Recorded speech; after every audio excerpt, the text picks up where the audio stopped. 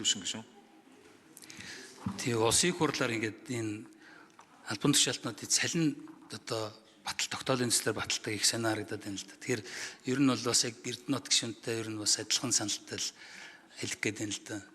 Цаашдаа ингэж юу энэ ялгаж шүүгч бус гэж ялгаж цалин тогтоодог, тэрийн тодорхойлдог биш. Энийг яг тэр төсвийнхаа хүрээнд угаасаа төсөв дотроо өөрсдөө зохицуул болцоог нь өгсөн байгаа шүү дээ. Тэр хүрээндээ ялахгүйгээр энэ цалин хөлсөө тогтоодог тэр одоо зохицуултуудаа өөрсдөө нэмж оруулж ирэх хэрэгтэй байгаа харагдаж байна. Тэгэхээр дараагийн одоо энэ цалингийн өөрчлөлт ортлоо энэ асуудлуудаа холбогдох байгууллагууд нь хийгээсэй гэж хүсэж байна. Тэгээд дээр нь зүгээр нэг тодруулах юм байна. Энэ шүүгч бус гишүүдийн цалин энэ тогтоол нь бол 23 оны тогтоолд өөрчлөлт орж байгаа шиг байна. Тэгэхээр одоо ямар хугацаанд энэ цалин өөрчлөгдөггүй босод одоо өөрчлөгдөл одоо шүүгч гишүүнээс шүүгч бус гишүүнүүдийн цалин одоо энэ өөрчлөлт орж байгаа 10% хуваарь зөрүүтэй байна уу эсвэл дахиад өөр зөрүү байна уу гэдэг талаар хариулт өгөөч. Цогтоотор гişүн хариулъя.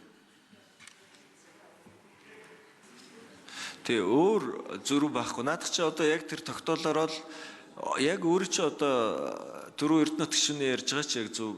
Өнөөдөр бид нар байгаа хуулийнхаа хүрээнд л орж ирж байгаа нэг нөхгүй.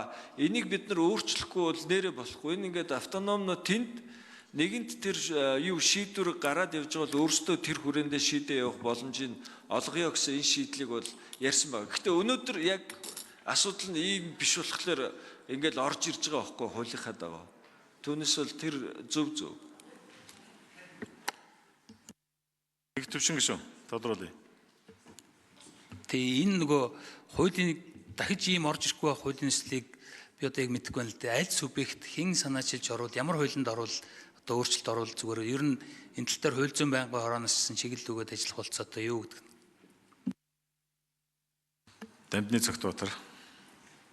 Тэгээ энэ дээр бид нар шийдлүүд ярьсан. Ер нь бол тусдаа яг нөгөө өмнөх тогтоол шиг тогтоол гаргаад энэ дээр бол цаашдаа цалингаа түүгээрээ одоо яг уялдуулаад шийдээд явж байгаа. Жишээл одоо нөгөө шүүгч өөрөө хараат бус судлахлаар цалингаа өөрсдөө тогтоож байгаа байхгүй юу?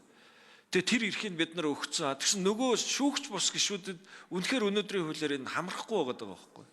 Тэгэхээр одоо бид нар бол нэг ярьсан нэг хувилбар нь бол ингээд тогтоол гаргаад энийг жигдлээ та нар цаашдаа өөрсдөө шийдээ явжаа гэдэг л юу гаргах хэрэгтэй байна. Аюуш Аринзой гişүн. Асуулт асууя.